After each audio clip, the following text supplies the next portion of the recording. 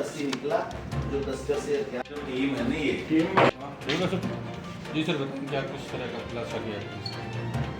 ये दिनांक 5/9 को नोखा में एक फायरिंग की घटना हुई।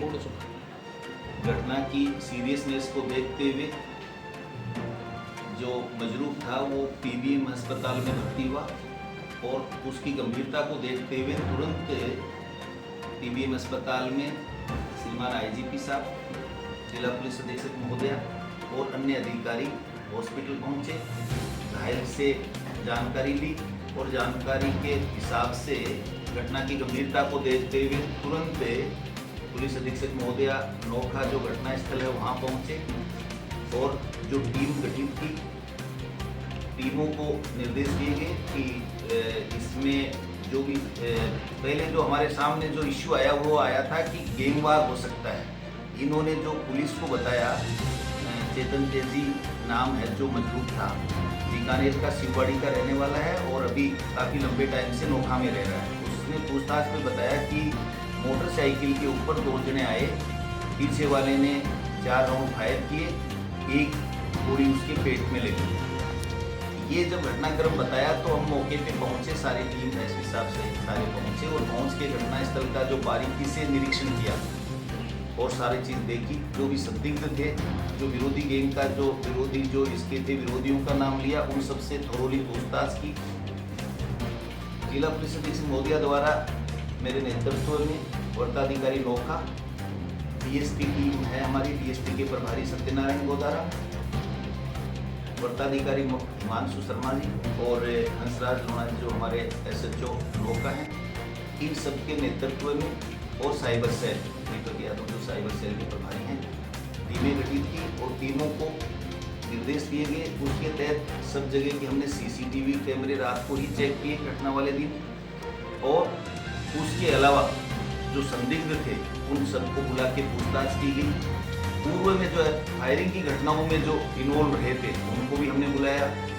सारा पूछताछ के बाद में फिर हमने जब चेतन तेजी से पूछताछ की, चेतन तेजी ने बताया कि मेरे साथ एक विजय पंडित और था घटना के समय और मेरे को मेरे रिश्तेदार है वो हॉस्पिटल लेके आए और तो उनसे भी हमने सारी पूछताछ की।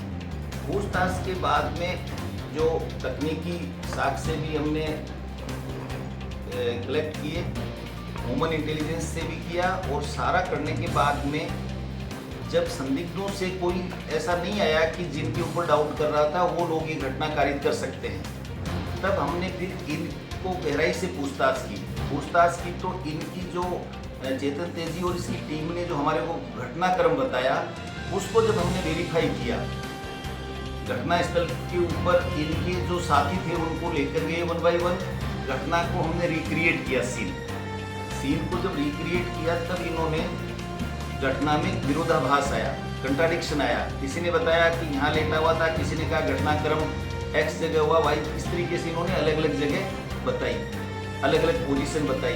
तो वो सारा जो डाउट पैदा हुआ, डाउट के आधार पर दूसरा घटना लगभग 6 बजे की घटना बताई, जबकि पुलिस को सूचना 8 बजे दी गई। पीबीएम अस्पताल में जब भर्ती हुए, नोखा में जो डॉक्टर हैं, कंपाउंडर हैं, उनसे हमने पूछताछ की। उन्होंने बताया कि एक आदमी आया था जिसकी गोली लगी हुई थी, नाम नहीं बताया, वहाँ पे भी इन्होंने नाम नहीं बताया और इस तरीके से धीरे धीरे ये डाउट बढ़ता गया।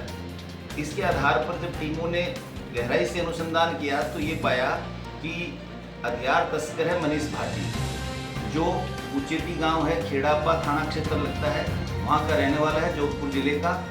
वो हथियार लेके आया था, वो जोधपुर का रहने वाला है और चेतन तेजी का ससुराल जोधपुर है, दोनों पास पास से इनकी पुरानी दोस्ती थी। चेतन तेजी ने इसे हथियार मंगाया कि हथियार लेके, और चूंकि इनको विरोधियों से खतरा है तो रामदेवरा मेले में हथियार लेके जाएंगे, जिस पर ये हथियार लेके आया। और राणा राव तालाब है नोखा का, जहाँ चेतन तेजी का घर है, वहाँ ये हथियार को टेस्ट कर रहे थे। ये जो मनीष भाटी था, तो मनीष भाटी से वो हथियार लोडेड था, उसमें फायर हुआ। फायर होने से एक गोली चेतन तेजी के पेट में लगी। लगने के बाद इन्होंने वहाँ जो घटना स्थल था उसमें साक्ष्य मिटाने की कोशिश की। वहाँ सीसीटीवी फुटेज, सीसीटीवी लगा हुआ था कैमरा, उसकी डीवीआर को इन्होंने गायब कर दिया। हथियार को मनीष भाटी वहाँ से ले जाके कहीं छुपा दिया। ये सारी जो हमारे पुलिस अनुसंधान में सारी बातें आई सामने, तब हमने इनको बारी बारी से बुला के जब पूछताछ की, मनोवैज्ञानिक तरीके से पूछताछ की, तो ये सारी घटना उजागर हुई, जिस पर अनुसंधान वृत्ताधिकारी नोखा के द्वारा किया जा रहा है। और आज मनीष भाटी को इस घटना के मामले में गिरफ्तार किया गया है। इसमें एक ही आरोपी है क्या, मनीष भाटी? हाँ, अभी अनुसंधान जारी है, अभी हिमांशु बताएंगे अनुसंधान में।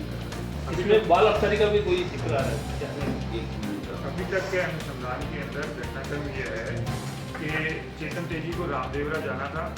इसने रामदेवरा, क्योंकि इसकी सुरक्षा को, ये अपने आप की सुरक्षा को खतरा मानता है, दूसरे कई लोगों से इसकी रंजिश है, तो इस कारण से इसने अपनी सुरक्षा के लिए मनीष भाटी को बुलाया था, हथियार से ही बुलाया था। हथियार लेकर के जब ये लोग कमरे में बैठे छेड़छाड़ कर रहा था, मनीष भाटी दिखा रहा था, उसी समय पर मनीष भाटी से गोली चली जो चेतन तेजी के लगी। अब तक के अनुसंधान में ये बात है। जब ये मनीष भाटी का नाम आया और ये हथियार तक की बात क्लियर हुई, तब क्योंकि धारा 110 लगी, 325 SC एक्ट लगा, तो अनुसंधान मेरे स्कूल किया गया। मेरे द्वारा दस्तयाबशुदा आरोपी मनीष से पूछताछ की गई। पूछताछ करने के बाद उसकी गिरफ्तारी बनाई गई। गिरफ्तारी बनाने के बाद में उसकी निशानदेही पर पिस्टल बरामद किया गया, घटना में प्रयुक्त जो पिस्टल था। और अभी अनुसंधान जारी है। अन्य कोई आरोपी थे, जो भी बातें, उन सब के बारे में अनुसंधान करके आपराधिक रिकॉर्ड। हाँ, इसमें चेतन तेजी है, ये आपराधिक प्रवृत्ति का व्यक्ति है। इसके खिलाफ पूर्व में आर्म्स एक्ट के, अटेम्प्ट टू मर्डर के टोटल 6 मुकदमे पूर्व में दर्ज है। ये सदर थाना बीकानेर का स्थित सीटर है। इस पूरे घटनाक्रम में जो हमारी टीम थी, डिप्टी साहब नोखा, SHO नोखा, DSP हमारी जो टीम है और साइबर सेल, इन्होंने बहुत अच्छी मेहनत करके और इस घटना को 5 दिन में पूरी घटना को उजागर करके और ये कामयाबी हासिल की। ये भाटी के खिलाफ कहाँ का मुकदमा दर्ज है? भाटी, ये जो मनीष भाटी है, इसको जनवरी में दिल्ली पुलिस द्वारा गिरफ्तार किया गया 14 पिस्टल के साथ। इसके 2 साथी और थे। ये 5 महीने तिहाड़ जेल दिल्ली में रहा है, तिहाड़ जेल में रहा है ये। और इसकी मई 2024 में ही जमानत हुई है। तो इसका पूर्व का आपराधिक रिकॉर्ड है और हथियार तस्करी का कार्य, हथियार तस्करी सप्लाई का काम करता है। और बारीक है ना। अरे 1 मिनट ठहर तो, 1 मिनट ठहरो।